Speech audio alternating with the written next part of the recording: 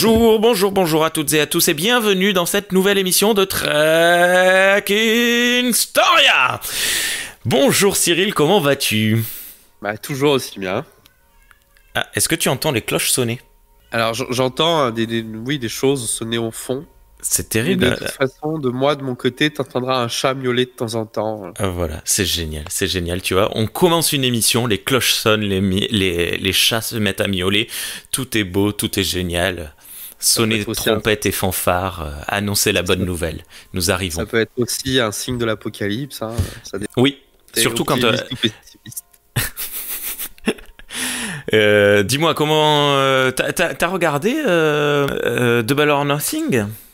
J'y arrive pas. AEW, j'y arrive pas. Vrai, je regarde de temps en temps surtout sur la chaîne YouTube de Toonami.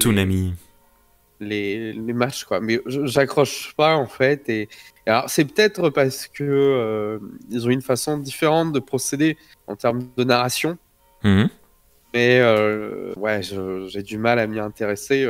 Je t'avoue que j'ai du mal à m'intéresser à la WWE aussi en ce moment. Hein. Ouais. Mais quoique le Money in the Bank était Money in the Bank, il était cool. Il était assez sympa dans la façon de fonctionner. Ouais, je trouve qu'AEW, c'est...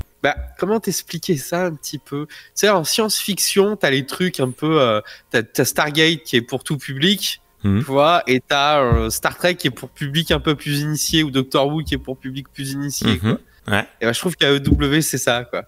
C'est-à-dire que si t'as pas tous les codes, si tu sais pas ce qui s'est passé sur la NJPW, la AAA ou des trucs comme ça, tu comprends pas l'intérêt du truc, quoi. C'est vrai, tu trouves? Ah ouais, après, ça joue trop sur du background. Il y a, alors je sais plus, je crois que c'est Steve qui a expliqué que il y avait beaucoup de gens qui n'applaudissaient pas ou criaient quand il y avait Kenny Omega parce qu'ils comprenaient pas le personnage et que le personnage de Kenny Omega, il est hyper japonisé dans son style, tu sais, les gestes qu'il fait avec ses doigts et tout, les trucs. Ouais, la musique, elle est très bizarre, la musique. Mais... c'est Megalovania là du jeu Undertale. Je connais pas, mais c'est vrai que c'est particulier. J'avais pas, ouais. Mais moi, tu vois la musique de Kenny Omega, où c'est des trucs qui sont vachement recherchés, quoi. C'est des trucs de niche et autant tu vois la WWE, eux ils partent du principe que quand tu rentres, t'as pas d'histoire arrière.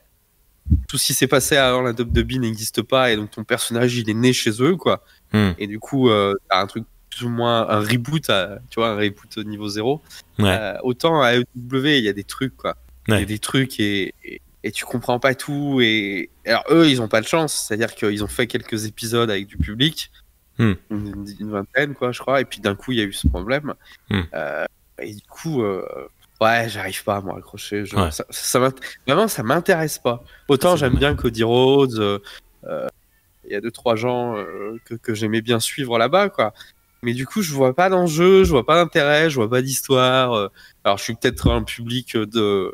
je suis pas un smart, hein, je suis comment on appelle ça, là? Un marque. Bref, un marque, je suis peut-être très marque, mais l'autre jour, je suis tombé sur la MLVP, là, qui est diffusée sur YouTube et qui est commentée par Elite Catch Club et le gars de Wrestling Clinic. Je trouvais ça plus intéressant qu'AEW, tu vois. D'accord. Parce que il y avait ils te racontaient l'histoire et racontaient des choses et t'avais l'impression de suivre quelque chose, quoi.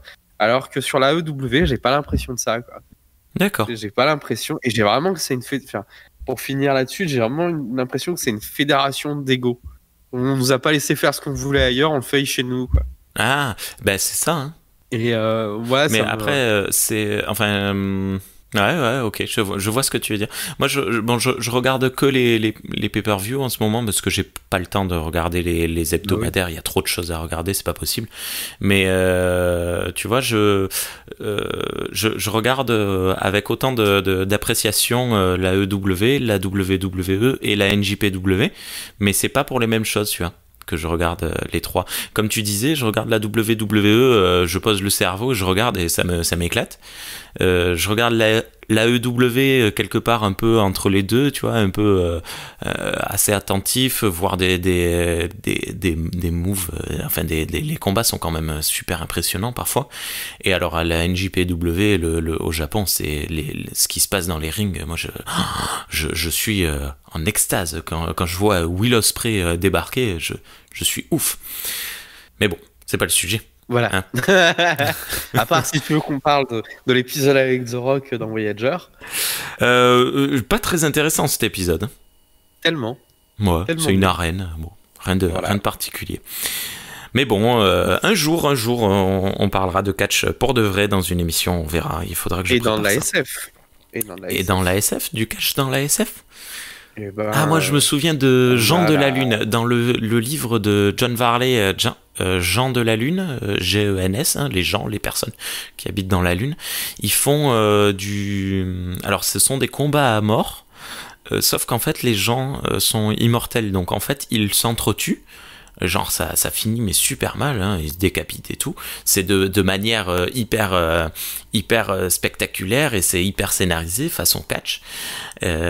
Sauf qu'à la fin, vu qu'ils ont de la technologie tellement développée, ils réaniment les corps, quoi, ils les remettent en vie. Et je me souviens avoir lu ça à adolescent et j'étais là, waouh, c'est cool et tout. le catch dans la SF. Bref, de quoi est-ce qu'on va parler aujourd'hui, Cyril ? On va parler un peu de la directive première. Ça va pas être très long, il n'y a pas 10 000 choses à dire, mais effectivement, en travaillant sur mes prochains épisodes de Star Trek Historia, je voulais faire un point sur la directive première et je me suis aperçu que c'était pas si simple que ça, notamment grâce au livre de Fabrice Desferrard, que j'ai pas lu en entier, parce qu'on en parlera tout à l'heure, c'est quand même un peu compliqué à suivre. Ça fait des notions de droit ou de choses comme ça, donc qui sont pas indigestes, mais où il faut vraiment avoir un temps de cerveau.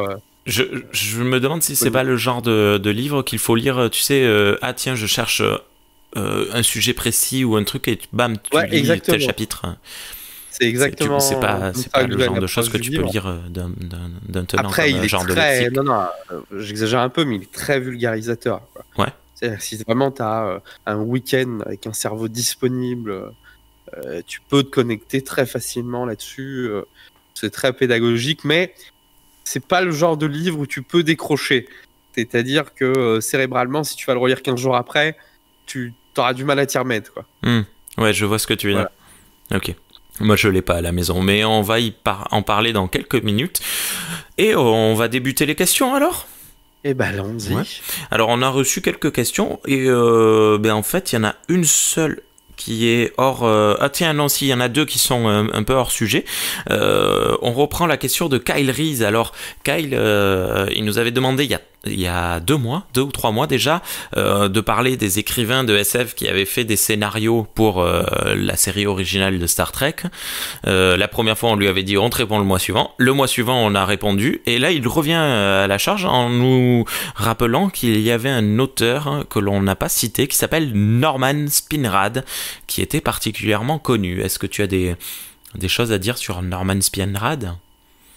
Alors, je suis pas très littéraire, donc je vois à peine qui c'est. J'ai fait un peu de recherche sur qui il était. Effectivement, j'ai dû voir un ou deux de ses livres dans la bibliothèque de mon père pendant un temps, mais ça me parle pas plus que ça.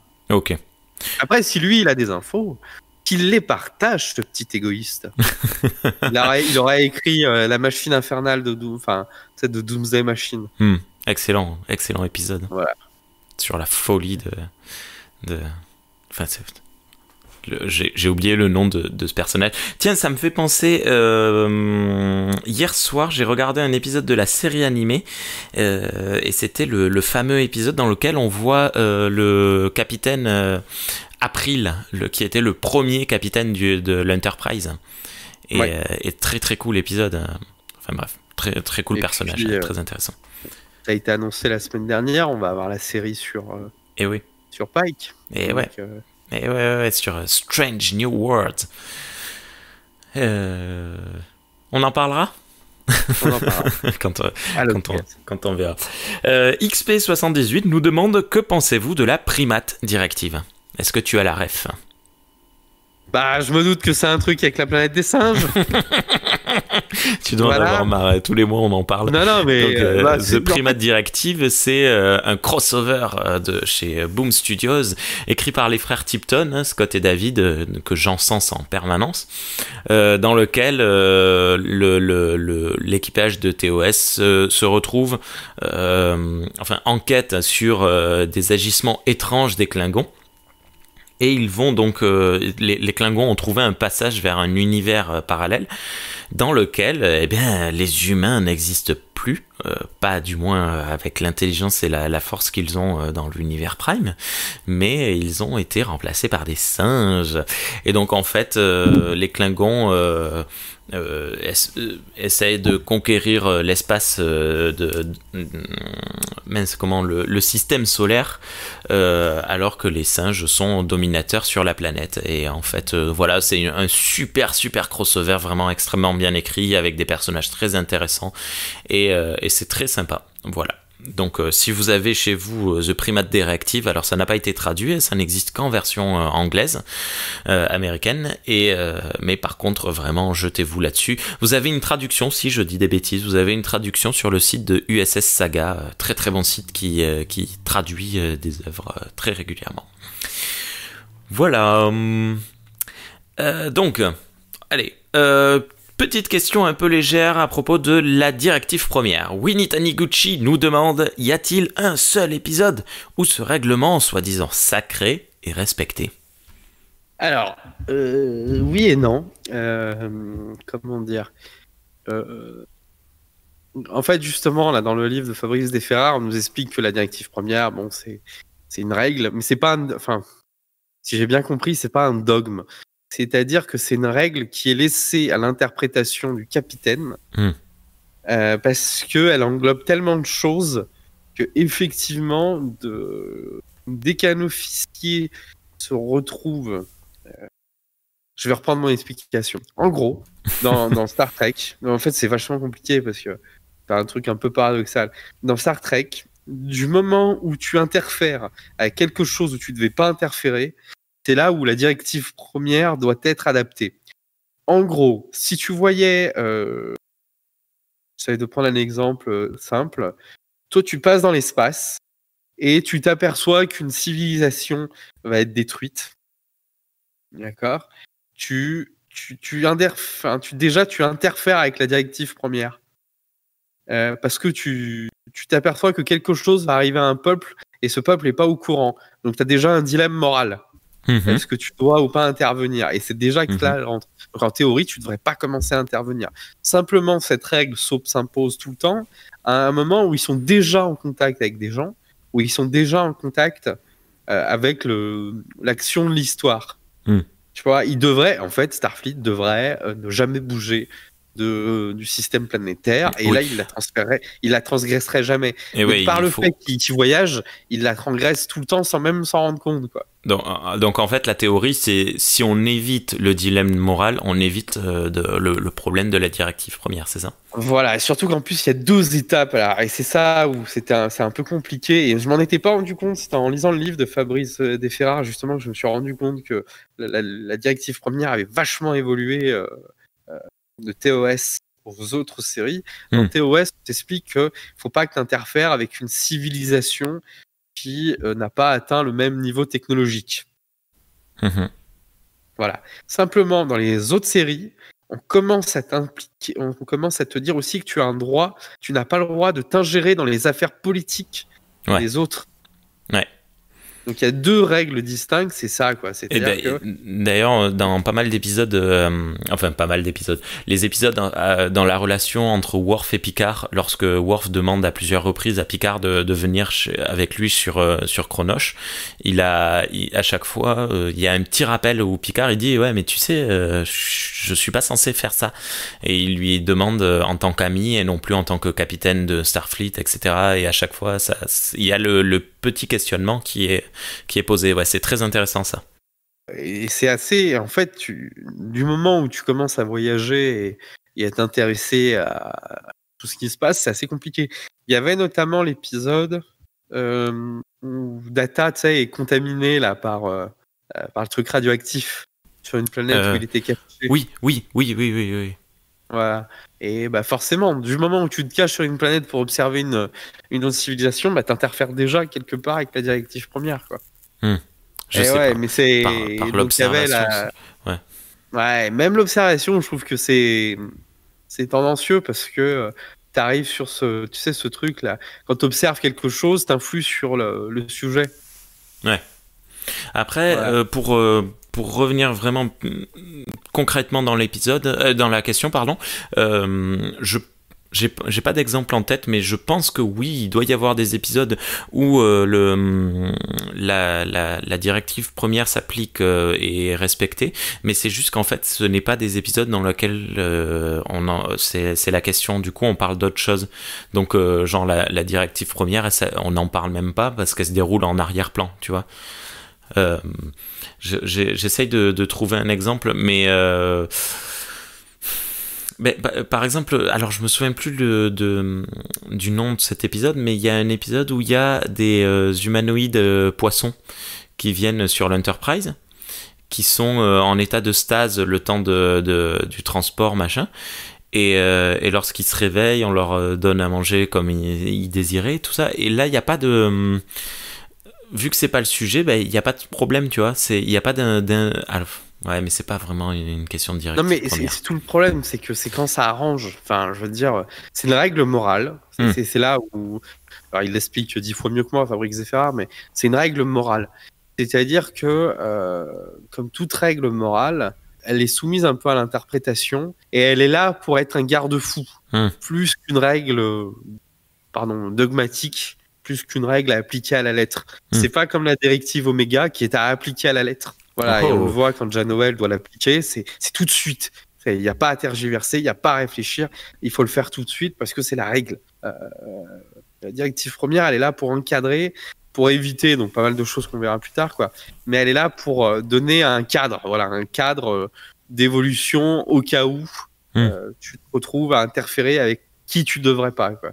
Alors tu viens de nous faire un petit peu de teasing, donc on va passer directement à la question de Matou, qui nous dit quelles sont les autres directives et pourquoi et pour quelles raisons a-t-on choisi quelle sera la première, donc la fameuse directive première. Alors moi je pense que déjà pourquoi c'est la directive première, je pense que c'est une directive qui est appliquée par les Vulcains depuis le début de leurs voyages spatiaux. C'est-à-dire qu'on sait que les Vulcains ont observé la Terre à plusieurs moments, notamment avec l'épisode avec comment on appelle ça là, avec la grand-mère de T'Pol qui est sur Terre dans une ville, voilà, et ils observent l'évolution des humains et si oui ou non il faut intervenir avec eux, et eux ne sont intervenus que quand les humains ont dépassé donc la vitesse de distorsion, enfin ont atteint la vitesse de distorsion. Je pense que c'est une règle qui a été mise en place très rapidement pour éviter aussi que tout le monde se prenne pour Dieu. Alors il y a des épisodes, on l'a vu surtout dans TOS, c'était un truc assez récurrent où un gars venait sur une planète qui n'était pas aussi avancée et influençait la technologie pour en devenir son maître absolu. Voilà, je pense que c'est surtout un garde-fou, quoi. C'est un garde-fou, c'est aussi, vu qu'il y a une deuxième règle taxi dans la directive première tu t'occupes pas de la politique interne des autres planètes, effectivement, c'est un garde-fou entre les membres pour pas qu'on vienne chez eux foutre la merde, notamment les Vulcains. Tu vois, les Vulcains, ils ont toujours leur armée, ils ont toujours leur vaisseau, les Tellarites aussi, les Andoriens aussi. Ouais. C'est pour pas que... voilà, c'est... Après, de ce que j'ai lu, c'est aussi une copie d'une directive qu'il y a dans les Nations Unies, non-ingérence. Ouais. Voilà. De non-ingérence, donc... voilà, je pense que c'est surtout ça. Alors pourquoi c'est la première des règles parce que c'est des explorateurs, que c'est des scientifiques avant tout, et qui doivent pas modifier le sujet qu'ils observent. Ok, ouais, je suis assez d'accord. Et à propos des autres directives, peut-être une liste non exhaustive. Ah, 32. 32. Tu nous parlais de la règle Oméga là tout à l'heure. Je crois que c'est à 8. Ouais. Ça consiste en quoi, par exemple? La directive Oméga, c'est dès qu'on aperçoit une particule Oméga, il faut la détruire. Faut pas chercher à la choper. Il y a la directive 32, par exemple, qui a été mis en place et puis annulée, c'est celle sur le fait que tu peux pas dépasser Warp 5. Oui. Voilà, parce que ça abîmerait. Pour des raisons écologiques. Hein, ouais. Écologiques, le subespace. T'en as qui légifèrent sur l'asile politique. Mais c'est vraiment des règles du genre celle des Nations Unies. Sont là pour encadrer la bonne conduite des vaisseaux. Après, Starfleet a son règlement. La Fédération a son règlement via son système politique. Vraiment des règles général. C'est un code d'honneur, un peu comme dans Pirates des Caraïbes, quoi. Alors non, c'est pas un code d'honneur. C'est pas un code d'honneur, c'est ce que je disais. C'est ça où c'est compliqué, où il faut avoir des trucs de droit ou machin. C'est une sorte, c'est comme la Déclaration universelle des droits de l'homme. D'accord. C'est-à-dire que dans chaque pays, tu as une loi qui est propre au pays. Et quand il y a un litige et qui n'arrive pas à être réglé par les lois du pays, tu peux te référer à cette déclaration qu'a signée ton pays. Et aller après à la Cour européenne des droits de l'homme, faire valoir ton droit, quoi. Et c'est vrai que c'est comme une loi supranationale, mais c'est pas une loi, c'est un texte, un corpus de valeurs ou de règles, de normes, de règles, de traditions à garder en place. Par exemple, il y a des directives qui visent à, si jamais il y a un citoyen de la fédération qui doit être jugé et qu'il y a que des militaires de Starfleet, voici la bonne conduite à tenir, le temps de trouver une solution plus politique et légale. Par exemple, la directive 32, la directive 12, c'est sur la zone neutre. Personne doit franchir la zone neutre, sauf si des conditions d'extrême urgence le nécessitent. Tu vois, il y a toujours le sauf ce. Voilà. Après, tu as la fameuse directive 7 sur Talos 4, qui, elle, est un ordre. Oui, interdiction d'aller sur Talos 4. Et qui dit, sauf s'il y a un ordre général de transgresser, tu vois, à chaque fois. Sauf si on te donne l'ordre, tu ne prends... Voilà. Ouais. Ok. C'est pas comme tu remarques, j'allais te dire, tu ne tueras point, sauf si on te l'ordonne. Mais voilà, quoi. Bah non, il n'y a pas de... Sauf si on te l'ordonne, si. Voilà, ça, c'est des règles, c'est une règle morale, tu ne tueras point. Et puis, bah, après, quand tu as une loi qui te dit, quand t'es soldat, t'es obligé de tuer. C'est la guerre. Pour toi, t'as une dérogation, quoi. Ouais. Voilà. D'autant que... Aussi ta carte sortie de prison. Voilà. D'autant que la guerre ne meurt jamais. XP. T'es nul. Ah, la guerre. XP, vas-y. La guerre ne meurt jamais. XP nous demande, la directive première a été créée à la demande ou suite aux observations du capitaine Archer ? Alors, de ce qu'on sait, c'est par rapport effectivement à la création de la Fédération des Planètes Unies. Starfleet a dû s'ouvrir à plus de choses. Là, c'est jamais vraiment bien expliqué. On se doute que le capitaine Archer, via son expérience d'ingérence, notamment grâce à son commandant, son ingénieur, la TOC, il s'est dit, ouais, il va falloir un peu réglementer un peu ça. On a deux solutions. Soit on vire Tucker, mais d'un côté, il est utile pour le vaisseau, soit on crée une règle pour l'empêcher d'agir. Exactement. L'idée, c'est... Oui, je pense que Archer a joué, mais ça vient d'une règle vulcaine qui est... voilà, tu interfères pas avec tes autres peuples pour les laisser se développer comme ils le pensent, étant donné que croient que chaque différence peut apporter quelque chose de constructif. Donc, si tu interfères dans l'évolution technologique d'un peuple, forcément, il va avoir tendance à reproduire ce que toi, tu as fait. Ouais. Donc, tu n'auras pas une particularité que ton peuple n'aurait jamais trouvé avec sa façon de penser, que l'autre peuple pourrait t'amener. Ils ont une devise, là, les Vulcains. Lydique, je crois. Oui, Lydique. Lydique. Voilà. Une infinité de combinaisons dans une... Non, une infinité de diversité dans une infinité de combinaisons. Exactement. Okay. Donc, c'est un peu ça aussi, cette règle vulcaine de la directive première et qui après est repris par la Fédération et est complétée au fur et à mesure de l'exploration. Il y a quand même une directive première temporelle également. Voilà, elle s'applique à plein de choses. Ok. Kyle, on revient avec lui, nous demande, on va dire qu'il te demande parce que moi je connais pas. Penses-tu que la prime directive est une des explications du paradoxe Fermi ? D'abord, j'aimerais que tu définisses qu'est-ce donc que le paradoxe Fermi ? Alors je te dirais d'aller te faire foutre parce que c'est très compliqué.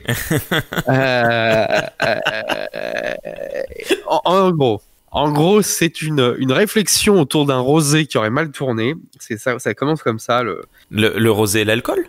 Non, c'est moi qui exagère, mais oui, en gros, le paradoxe de Fermi. Fermi est un physicien italien qui, en 1950, établit cette possibilité. Et en fait, il établit ce paradoxe, suite à une discussion à la Big Bang Theory avec d'autres potes à lui, autour d'un café, de vin ou je ne sais quoi. Mais en gros, c'est une discussion assez virulente qui l'a poussé à réfléchir.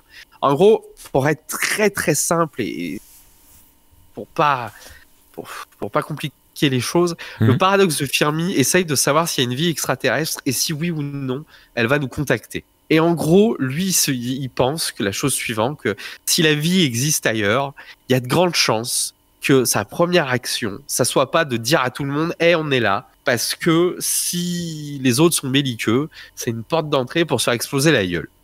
Voilà, donc si une vie extraterrestre, soit elle sait déjà qu'on existe parce qu'elle est supérieure avancée à nous et donc elle veut pas interférer, d'où la question de Kyle Reese. Si la vie intelligente existe, il y a de grandes chances qu'elle ait pas envie qu'on sache qu'elle existe, donc qu'elle se cache. Il y a aussi une probabilité que il y a que nous qui ayons popé dans l'univers et qu'il faudrait un second univers pour qu'une chance de vie intelligente s'établisse. Or, voilà. Et puis, dernière chose, il se peut que pour découvrir une autre vie intelligente, il part aussi du principe qu'il faudrait que la civilisation en question soit tellement avancée technologiquement qu'elle soit colossale et que forcément, elle nous serait supérieure, voire létale. Ouais, je vois l'idée. D'une façon ou d'une autre. Bon, après, de ces conclusions, il y en a 4. Il y a tout un tas d'autres paradoxes qui arrivent. Notamment, il y en avait 2 qui étaient super intéressants. Il y a, en fait, la prime directive peut s'appliquer surtout à 2 hypothèses qui découlent du paradoxe de Fermi. L'hypothèse du zoo, c'est-à-dire qu'en fait, depuis un moment, on est observé par des races extraterrestres qui regardent notre évolution et voient qu'est-ce que ça va donner. Si on est ou pas une espèce intelligente, qui peut faire partie après ou rejoindre une sorte d'ordre galactique.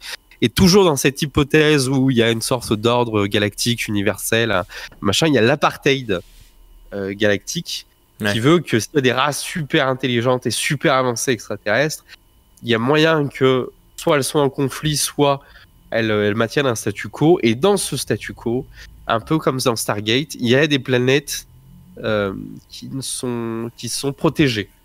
Des planètes où on estime que la vie n'est pas développée jusqu'à son bout, voilà, et donc elles sont protégées et intouchables, inviolables, et il ne faut pas s'ingérer dans ces affaires, quoi. Ils appellent ça la théorie de l'apartheid cosmique via le Galactic Club. Je trouve ça très sympa. Le Galactic Club. Mais alors, la page Wikipédia est très fournie. Ouais. Est très fournie sur le paradoxe de Fermi et elle est très intéressante. Et c'est vrai que tu as beaucoup de théories qu'on a vues, notamment dans la SF ces 20-30 dernières années, qui découlent de là. Quand tu vas lire, si un jour tu as 5 minutes que tu lis la page Wikipédia, tu vas dire « Ah bah oui, ça, je l'ai vu dans tel épisode, ça je l'ai vu dans telle série, ça je l'ai vu dans... » Voilà. Ouais, c'est vrai. Et tout ça vient d'une discussion à la Big Bang Theory. Ouais. Oui, après, beaucoup de choses viennent de ce genre de discussion, d'un genre de maelstrom qui se crée entre les cerveaux des personnes. Ok. À ton avis, l'abonnement Prime d'Amazon, c'est un hommage à Star Trek ? Autant que quand tu vas chez le primeur. Voilà. Le primer, du coup. Le primer pour acheter ta pomme. Voilà. Non, mais... Ok. C'est 78 par la d'autres des questions comme ça. Moi, je peux te mettre des vannes après, toute la journée. Hein. Tu sais que XP, j'en ai sélectionné parce que il en avait enchaîné 4 ou 5 comme ça. J'ai gardé celle qui m'a fait le plus rire. Et on va terminer avec la dernière question. Alors, depuis tout à l'heure, tu n'arrêtes pas de citer le droit selon Star Trek de Fabrice Defferard. Desferrard ou Desferrard, je ne sais pas. Et Thierry, du super podcast pour une poignée de reviews, nous demande que pensez-vous du livre Le droit selon Star Trek, où Fabrice Desferrard explique comment et pourquoi, d'un point de vue juridique, la directive première est en fait toujours respectée dans Star Trek. Et là, entre parenthèses, il rajoute « sauf dans Into Darkness, seule exception à l'époque de l'écriture de son livre ». Alors j'ai pas tout lu non plus parce que comme je l'ai dit et comme tu le faisais remarquer, c'est ce genre de livre où tu vas chercher une information précise. Oui, et comme on l'a un peu évoqué, le problème de la directive première, c'est que c'est pas une règle dure, c'est une règle souple et que forcément à chaque fois que tu es face à une situation particulière, tu vois comment la directive première peut s'appliquer.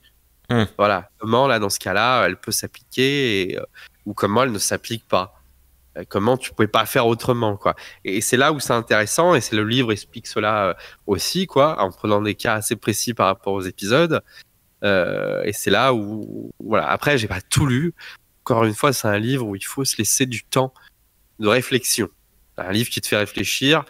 Malheureusement dans notre société on n'a plus trop l'habitude d'avoir des réflexions si poussées.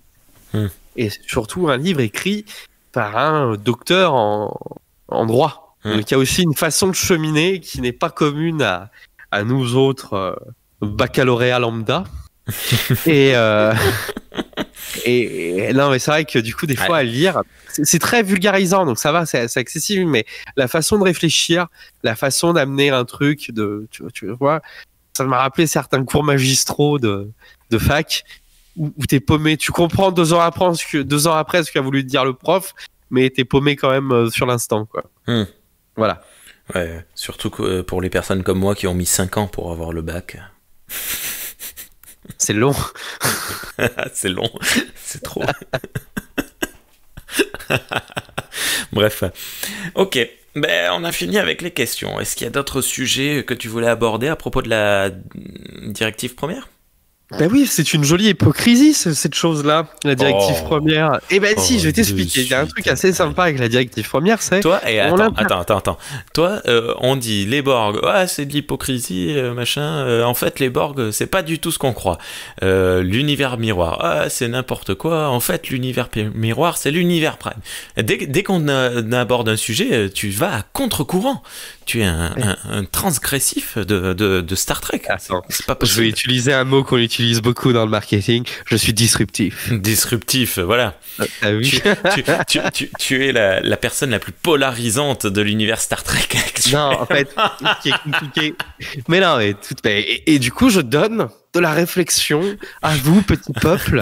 Remerciez-moi, nourrissez-moi. Bref. Non, en fait, dès que tu t'intéresses à la directive première, tu t'aperçois qu'il y a une sorte de paradoxe dans l'univers dans la construction politique de Starfleet et de comment ça a été imaginé. Tu t'aperçois que tu ne dois pas interférer avec d'autres peuples qui n'ont pas atteint ton évolution technologique, pour partir sur cette définition de la directive première, en espérant que quand ils vont arriver au stade où tu pourras interférer avec eux, de leur échange va naître des améliorations, du progrès et des nouvelles façons de penser et de voir. Simplement, la petite hypocrisie, si on peut dire, mes mots étaient un peu forts, c'est que une fois que ces peuples sortent de la distorsion, découvrent l'univers, la Fédération a tendance à vouloir les intégrer à son système politique. Or, pour rentrer dans le système politique de la Fédération, il faut, et on l'a vu avec les Bajorans par exemple, il faut répondre à des critères économiques, sociaux, culturels, qui font qu'en fait, il y a une uniformisation finalement des peuples. Ouais, alors, effectivement, les Vulcains ont leur logique, les Tellarites ont leur mauvaise foi, les Andoriens leur excès. Et ce qui est rigolo, c'est que sur ces 4 peuples fondateurs de la Fédération, on retrouve des traits de caractère communs à ce qu'est un humain. C'est-à-dire, il est logique, il est de mauvaise foi, et il aime bien la bagarre. Mais de toute façon, c'est un des gros défauts de Star Trek, sauf dans certains très petits cas, c'est l'anthropomorphisme qu'ont toutes les espèces membres de la Fédération. C'est tous des humains. ce qui aurait pu être super intéressant avec les indies, c'est-à-dire que si on avait retrouvé, je sais pas, dans Discovery des Xindi, notamment les Xindi aquatiques, les choses comme ça, on aurait pu arriver vers quelque chose de différent. Mais un jour, peut-être. Un jour. Voilà. C'est ce que reprochent un peu les maquisards aussi, c'est-à-dire en disant vous n'êtes pas mieux que les Borg, à savoir que quand on pense pas comme vous, on est exclu. On rentre pas dans le truc, on est exclu. On le voit avec les Klingons aussi, les Klingons qui ne peuvent pas rentrer dans la Fédération et qui, parce que c'est pas possible pour eux, c'est complètement impossible d'être comme les membres de la Fédération. Alors après, c'est aussi un petit peu, par exemple, si on rapproche ça à l'actualité, c'est aussi ce qu'on va reprocher à des regroupements politiques comme l'Europe, où on te demande à la fois d'atteindre des règles pour entrer dans l'Europe, et une fois dans l'Europe, la normalisation à la fois la normalisation et la non-normalisation de tout fait que ça marche pas. Et on retrouve ça dans Star Trek où, arrivé à un moment, tu dois te dire mais pourquoi les Vulcains continuent, on le voit dans Star Trek Discovery notamment, à faire leurs recherches de leur côté. S'ils croyaient vraiment si le système de la Fédération, ils mettraient toutes leurs ressources au sein de la Fédération. Il y a plein de trucs comme ça qui font que la directive première de ce côté-là de non-interférence est un peu paradoxal. Voilà, on n'interfère pas pour avoir une différence qu'on pourra ajouter à notre patrimoine universel. Tu vois, nous on parle de patrimoine commun de l'humanité, donc là on peut parler de patrimoine universel. Mais d'un autre côté, faut que tu nous ressembles un peu pour entrer quand même. Ouais. Donc en gros, tu interfères dans l'évolution de ce peuple. C'est là où je veux en venir. Tu interfères dans l'évolution de ce peuple après le passage en distorsion. Bon, voilà, c'est un peu chiant. Le paradoxe de Fermi aussi, il y a un tiroir dans le paradoxe de Fermi qui en parle de ça, de cet anthropomorphisme, et c'est un autre astrophysicien qui en parle, mais en théorie, en fait, il raconte que il y a de grandes chances, si les lois de l'univers sont pareilles partout, que d'autres peuples évoluent, soient humanoïdes. Et donc réfléchissent comme des humanoïdes et fassent la même chose, ce qui explique sur Terre le fait que toutes les civilisations à un moment donné ont fait des pyramides, des trucs, bref. Donc en gros, c'est aussi le problème de Star Trek. Deuxième problème avec la directive première, c'est dans le fait de non interférer avec les peuples. C'est-à-dire que Starfleet est super pas à l'aise avec ça, et on le voit, donc c'est intéressant parce que c'est tout le ressort scénaristique de DS9. C'est-à-dire que la Fédération veut à tout prix faire entrer Bajor dans la Fédération pour récupérer l'accès au Vortex. C'est pas parce qu'ils aiment bien les Bajorans, c'est vraiment pour avoir l'accès au Vortex. Donc, ils interfèrent dans les affaires politiques internes des Bajorans depuis un moment. Notamment en se servant de l'émissaire. Ouais. Voilà, le fait que Sisko soit considéré comme une icône religieuse et politique du peuple bajoran, ils s'en servent. Et à la fois, ils font comprendre que c'est pas cool de le faire, quoi. Parce que la directive première est pas cool. Mais on va s'en servir. Et c'est là où la directive première, en fait, elle est assez... elle devrait être sanctifiée un peu dans l'univers de Star Trek. Et qu'en fait, la directive première ne sert à faire voir que les mauvais traits de la Fédération.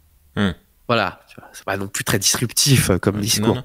Mais il y a quand même un truc sympa via les scénarios qu'on a eu, c'est que parfois elle a été utilisée, comme tu dis, pour faire valoir les mauvais traits de la Fédération, mais d'autres fois les bons traits. Et je réfléchis, mais par exemple, je repense à l'excellentissime et très fameux épisode dans lequel Riker développe une relation avec une personne transgenre. Pas transgenre, d'un troisième sexe. Non, ça c'est Tucker avec le troisième sexe. Non, mais non, c'est Riker aussi. Donc il rencontre un peuple, Tucker, où il n'y a pas de genre. Non, mais moi je te parle de Riker. C'est celui-là dont tu parles. Oui, de Riker, je l'ai vu il y a pas longtemps. Oui. Bah vas-y, finis, je t'ai coupé. Non, mais que ces personnes-là refusent les questions de genre et du coup il n'y a pas de genre. Non, si. Non, mais je sais plus. Il y a pas de genre. Il y a pas de genre. C'est interdit d'avoir un genre. Et c'était l'occasion de parler pour Star Trek. C'était l'occasion de parler d'homosexualité, de transgenrisme, etc. Bon, enfin voilà. Et là, en l'occurrence, la Fédération est représentée comme positive. mais c'était pas à eux d'apporter ce questionnement-là à la planète, à la civilisation. Et je sais plus où je voulais en venir avec merde. Dans l'épisode, on voyait que ce peuple-là était intransigeant avec la différence. C'est-à-dire que le personnage qui questionne souvent Riker sur sa sexualité est un personnage qui se sent comme étant du genre femme dans son peuple. Or, c'est interdit de se sentir soit femme, soit homme. Ouais. Et du coup, ils étaient intransigeants avec ça. Et c'est ça que Riker comprend pas. Et il se fait taper sur les doigts parce que un peu comme dans l'épisode avec Toka dont tu parlais, quoi. Ils se font taper sur les doigts parce qu'ils interfèrent avec une façon de faire qui est séculaire. Mais d'un autre côté, c'est là où je disais que c'est compliqué la directive première, parce que les mecs de la fédération, ils en sortent avec un certain des valeurs, des valeurs d'égalité, de différence, et choses comme ça. Or, de temps en temps, ils vont sur des mondes où la différence doit être bannie, et forcément, ça va rentrer en conflit avec ce qu'ils ont appris. Ce qui est paradoxal. Et voilà. C'est rigolo. Et voilà, c'est un peu compliqué. Ouais. Après, je trouvais que Stargate, là-dessus, avait une logique beaucoup plus simple. La logique était, tu sais, quand tu vois la logique des anciens dans Stargate, et un peu la logique de la Fédération. On n'interfère pas avec des peuples moins évolués. Or, c'est tout le problème. C'est-à-dire, à force de ne pas interférer avec des peuples moins évolués, ils laissent les autres peuples évoluer, prendre du pouvoir et une certaine domination qui fait que les peuples qui auraient pu se rebeller le feront jamais parce qu'ils n'ont jamais atteint le stade qui leur a permis de résister. Ouais. Et c'était intéressant de le voir sur un autre point de vue. C'est-à-dire que tout le long, ils interfèrent avec les autres en disant nous, c'est pour avancer, et puis si ça vous fait avancer, tant mieux, quoi. Et on remet en place cette règle de non-interférence avec les peuples moins avancés, quoi. Qui était un problème en soi. Je crois que Stargate là-dessus était mieux dans la série d'exploration, quoi. C'est pas vraiment le même constat de départ, en fait. C'est ça le problème aussi, c'est que là, dans Star Trek, l'humanité qui débarque, je sais pas, il y avait d'autres espèces qui avaient une plus grande. Il y a les Furlongs aussi là qui veulent pas interférer. Il y a les Furlongs aussi dans Stargate qui veulent pas interférer avec les autres peuples, mais qui sur le fond interfèrent quand même un peu, quoi. Je connais pas assez bien Stargate, mais ok. Ok, je vois ce que tu veux dire. Ok, bien. Est-ce que toi tu as des questions là-dessus? Non, j'ai des petits jeux de mots, mais sexuels et interdits avec l'acronyme DP pour directive première. Hein. Mais je n'en parlerai pas dans les micros. Mais c'est tout. Non, j'ai rien de plus à dire pour le moment. C'était une petite réflexion sur la directive première. Rien de transcendant non plus, mais qui est assez intéressante sur le fond, et alors est-ce que dans les prochains épisodes de Discovery on va nous reparler un peu de la directive première temporelle qu'on a un peu vu dans DS9 avec cette brigade qui s'occupe de ça, pareil dans Voyager un peu avec l'aide de l'intervention qui est totalement par Daniels dans Enterprise, mais c'est intéressant. C'est intéressant et même ce côté, dès que tu observes quelque chose sur le fond, quand tu l'observes, tu modifies peut-être aussi son comportement. Donc est-ce qu'il n'aurait pas même mieux valu sur la Terre de rester dans le système solaire et attendre que les peuples viennent rencontrer les Terriens pour bien respecter la directive première, tu vois? Ça aurait été ennuyeux. Oh, peut-être pas. Ouais, on aurait fait d'autres choses, on aurait joué aux cartes. Oui, on aurait tué d'autres gens. Oh là là. C'est chaque fois qu'on rencontre un peuple, on l'extermine. Mais pas cool non plus, quoi. C'est un code moral aussi, ça fonctionne. Et regarde, avec les Vulcains, ça s'est plutôt bien passé. On s'est fait annexer 50 ans, mais ça s'est plutôt bien passé. Voilà. Ensuite, on rencontre les Romuliens, guerre. On rencontre les Klingons, guerre. On rencontre les Cardassiens, guerre. On rencontre les Andoriens, presque guerre. Les Xindi, guerre. C'est terrible. On sait pas faire. Donc on fait pas. Ouais, c'est peut-être mieux. C'est peut-être mieux de pas faire. C'est vrai. Les Vulcains avec leur stratégie de l'anguille, ça a marché pendant longtemps, quoi. Ouais. Sauf avec les Andoriens. Sauf que les Vulcains n'ont pas changé pendant très longtemps. Tandis que les humains ont changé. Les humains de Enterprise, de TOS et de TNG ne sont pas du tout les mêmes. Oui, totalement, ouais. Oui. Donc, et je trouve que les humains de TOS sont beaucoup plus humanistes que ceux de DS9 ou Voyager, quoi. Ouais, mais Deep Space Nine et Voyager, c'est une époque particulière de l'humanité. Les humains de TNG et de Voyager ne sont pas les mêmes, selon moi. Ah bon? Ben, je trouve. Il y a 5 ans de différence, hein. Mais c'est pas une question d'année, c'est une question de ce qui s'est passé. La géopolitique est pas la même. Dans Voyager, il y a toute la question du maquis et tout. La fédération a été. Il y a moins de naïveté dans Voyager. Comment? Il y a moins de naïveté, il y a moins de. Disons que la fédération a fonctionné pendant des années, et là, avec la question du maquis, la fédération commence à arriver à son. Peut-être pas à son terme, mais à un moment où elle est censée être se retravailler, se remettre en question. Ouais. Et moi, je trouve ça intéressant de voir que Janeway, tu la mets face à Picard, c'est pas du tout les mêmes solutions apportées aux mêmes problèmes. Et c'est pour ça qu'elle est amiral avant lui. Ouais, voilà. Enfin, moi, je trouve ça intéressant parce que ça a été bien fait au fil du temps grâce à Deep Space Nine. Il y a eu des... Oui, l'humanité est devenue plus réaliste, moins naïve. Je sais pas si c'est le bon terme, naïve, parce que, comme je le dis, ça fonctionnait à l'époque des TNG. C'était pas de la naïveté, ça fonctionnait. Donc c'était concret, non? En fait, ce que tu veux dire par là, c'est qu'effectivement, entre TOS et TNG, les premières saisons, on va parler de l'espérance, on va parler de projets.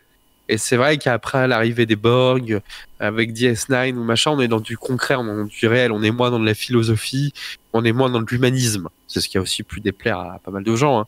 On est sur des problématiques concrètes et réelles. DS9, c'est la guerre. Voyager, c'est la survie.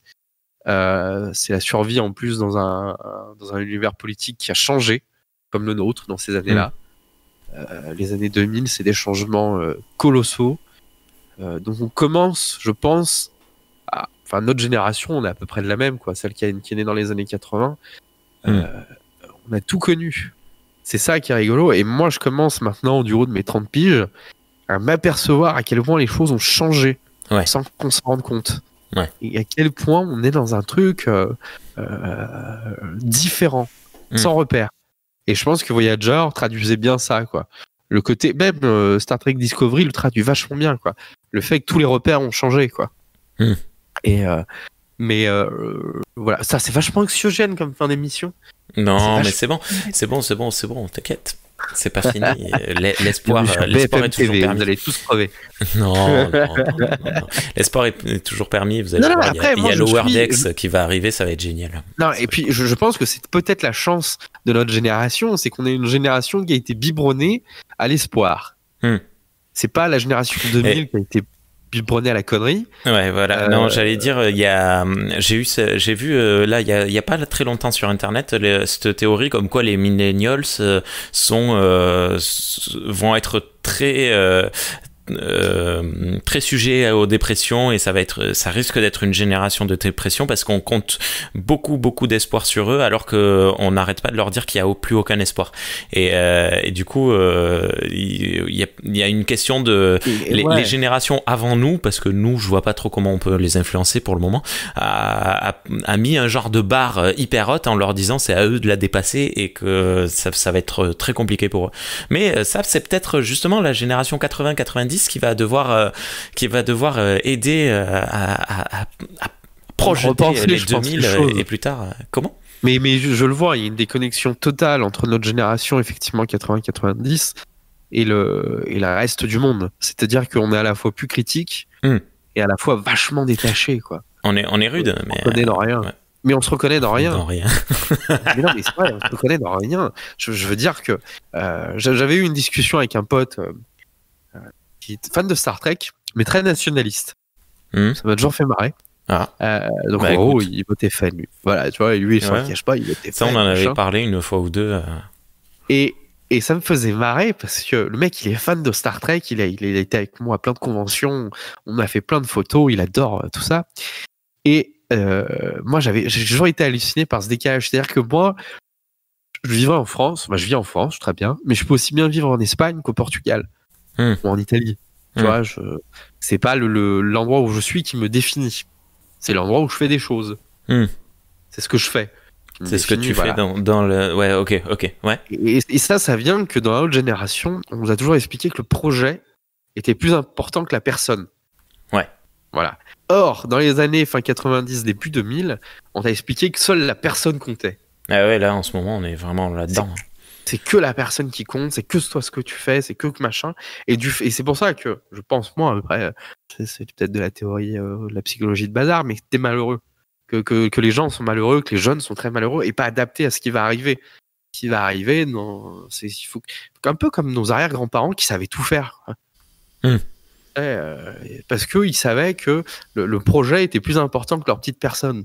Par contre, que sans eux, le projet se faisait pas. C'était là qui était intéressant de vivre. Or aujourd'hui, on t'explique on s'en fout du projet, c'est toi qui compte. Mais une fois que toi t'as fait le tour de toi-même, c'est-à-dire que t'as pris 10 secondes pour faire un pivoté sur ta gueule, qu'est-ce que tu fais? Et c'était là où Star Trek était intéressant, parce que Star Trek a toujours mis en avant le projet. Et j'ai jamais compris Spock qui était nationaliste en étant fan de Star Trek. Et je me suis toujours dit, il a rien compris. Alors, on en avait parlé, mais il y a des épisodes où il devait bien se faire chier quand même. Ah bah. Darmok par exemple, il a dû dire putain. Voilà, mais c'est ça qui était génial avec notre... Et pourquoi on est la génération shonen aussi, pourquoi on est la génération Club Dorothée, souvent c'est pris avec mépris, mais Club Dorothée, on nous apprenait que avec ta bande de copains tu pouvais faire des choses incroyables. C'est con, hein. Quand tu regardes Dragon Ball, il y a pas que Sangoku qui se prend des beignes, quoi. C'est chacun leur tour. Voilà, quand tu regardes les mangas et machin, c'est tous qui allaient se prendre une déculottée ou gagner. C'est con, mais et ça a changé ça de façon terrible. Mais ça s'est vu avec des séries, des très mauvaises séries. C'est quand on a commencé à tout centraliser sur un seul personnage. Déjà dans la pop culture. Ouais. T'es mal barré. Il y a une excellente série là actuellement qui est en train d'être diffusée sur Netflix. C'est un dessin animé c'est plutôt axé enfant. Et je l'ai découvert avec mon fils. Il est un peu jeune pour la comprendre, mais je pense qu'il la comprendra dans un an ou deux. C'est DC Super Heroines. Oui, qui est super chouette sur justement le travail d'équipe, l'importance de l'entente, tout ça. Et c'est rigolo parce que chaque épisode est centré sur une héroïne, mais elle est tout le temps entourée des autres. Et il y a quelque chose à creuser dans cette série, je pense, qui est vraiment chouette. Sans falloir faire aussi de la sociologie de bazar, encore une fois. Alors les Japonais, bon, avec les problèmes que ça impose aussi, au Japon, quoi. Mais les Japonais sont éduqués dans l'œuvre collective et pas. Putain, je suis en train de virer communiste là. Mais ils sont en train ils sont dans le projet ils font des choses en commun. Voilà. C'est-à-dire c'est le projet. Il n'y a pas d'individualité dans la culture japonaise. C'est relativement mal vu d'être japonais. Après, ça intègre, ça amène des défauts qui sont hallucinants. Ils ont un mot pour l'hypocrisie. Dans le travail, ils disent jamais non, ils savent pas dire non, ça entraîne des drames. Mais il y a quelque chose à exploiter de ce côté-là. Et je pense que moi, c'est ce que Star Trek m'a toujours appris, même si je suis pas un fan du travail d'équipe. J'aime m'entourer d'une équipe pour un travail. J'aime pas tout faire tout seul, même si je pourrais sur certains trucs. J'aime pas tout faire tout seul parce que pas que je suis je suis un philanthrope à la base, quoi. Mais le projet commun, c'est toujours plus intéressant. Parce que effectivement, il y a quelqu'un qui va penser à un truc que toi, ton cerveau, il est pas formé à y penser, quoi. Ouais, je vais reprendre la devise d'une école chrétienne que je connais qui dit tout seul on va plus vite, ensemble on va plus loin. Ouais, mais c'est ça. Après, là, tu vois, on termine là sur une vision ultra positive. Voilà. Non, mais moi, je suis convaincu de ça. Après. Tu vois, j'ai toujours adoré l'audiovisuel pour ça. Ouais. Parce que tout seul, tu peux rien faire. Ah oui, en audiovisuel, c'est chaud. À part faire des vidéos sur YouTube, tu peux pas aller plus loin. Et même, je te promets, le nombre de gars qui font des vidéos qui se font aider sur certains trucs parce que tu ne peux pas connaître l'ensemble des métiers de l'audiovisuel. C'est impossible. pas possible. Pareil pour le bâtiment, pareil pour plein de projets qui sont d'envergure. Et je pense que des métiers à la con comme Happiness Manager, c'est des trucs qui vont disparaître quoi, très vite. Quoi. Tu vois, les coachs de vie, les coachs de machin, les coachs de comment faire caca, c'est les trucs qui vont disparaître. Quoi. Non, mais oui, mais attends, mais c'est nécessaire actuellement. Moi, je sais pas. Les coachs de vie ? Peut-être, ouais, peut-être qu'on est dans un questionnement sociétal où on sait plus, on sait pas, on est perdu, et ce genre de personnes, ce genre de coachs sont nécessaires pour les personnes, les entreprises, tout ça, et ouais, peut-être dans 10-15 ans ça disparaîtra, mais peut-être que c'est nécessaire actuellement. Moi j'appelais ça un psychiatre de mon temps, mais... Oui, mais on s'en fout du terme, c'est pas ça là, qui compte. Non, en fait, ce que je veux dire par là, c'est que c'est des métiers qui sont quand même... Allez, je vais modérer mon propos. C'est des métiers qui restent quand même sur l'individualisme. Tu vois ce que je veux dire ? Ouais. Déjà, tu deviens coach parce que tu estimes que tu peux enseigner aux autres, mais à une seule personne en même temps. Je trouve ça toujours un peu gênant, j'avoue. Et deuxièmement, tu deviens... tu veux exalter l'individu. Alors, l'individu, son problème, c'est qu'il n'arrête pas de se regarder et qu'il se compare. C'est pas ça qu'il faut faire. C'est le faire avancer. Et après, c'est comme tu le disais tout à l'heure avec ta maxime, c'est le travail de groupe à différents niveaux. Je veux dire, je suis d'accord que tout le monde n'est pas fait pour travailler en équipe, mais de travailler au sein d'un projet commun, c'est toujours plus intéressant pour tout le monde. Et si les gens travaillaient, moi j'ai travaillé à Veolia pendant un temps sur un plateau téléphonique, je l'ai souvent fait. Et j'ai vu que les gens étaient tristes parce que du coup, ils travaillaient pas en équipe. Tu me diras, prendre des appels, tu travailles tout seul. Et c'est ça le truc, c'est qu'ils travaillaient tout seul à répondre sur des problématiques tout seul. Et tu pètes vite un câble parce que tu es tout seul dans ce que tu fais. Et quand tu as un problème, on te disait d'aller voir la FAQ. Alors que je suis sûr que tu avais un vieux collègue qui avait travaillé là-dedans pendant 10 ans, et c'était le cas à chaque fois. Hein. Chaque fois qu'on avait un problème qu'on n'arrivait pas à résoudre, il suffisait de trouver le vieux dans le coin, ou le mec qui avait 10 ans d'expérience, et il t'expliquait ce que c'était. Et tu gagnais 2 semaines. Quoi. D'accord. Et tu étais content de la question que tu apportais après au consommateur. Ok, je vois ce que mais redonne ta maxime, elle était très bien. Oui. Ben écoute, si vous pensez, si vous pensez comme nous que seul on va plus vite, mais qu'ensemble on va plus loin, lâchez un pouce bleu, partagez, commentez, 5 étoiles sur iTunes. Ça y est, l'individualisme est de retour. Faites-moi mon C'était bien trouvé.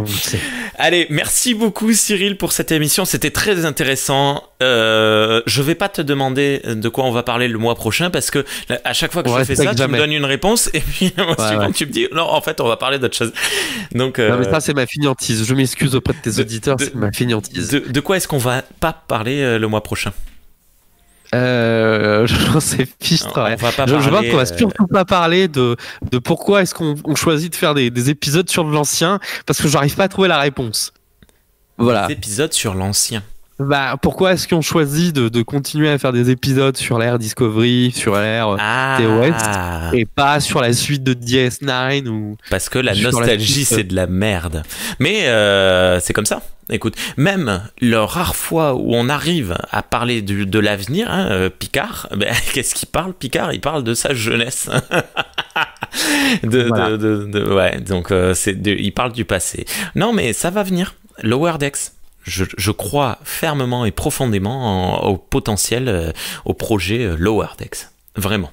J'y crois. À fond. 100%. Et on verra bien. Bien. À nouveau. Sur ce. Et pour la dernière fois, merci Cyril. On se retrouve dans quelques semaines pour parler à nouveau dans une émission de Trek in Storia. À bientôt. Allons-y. Ciao.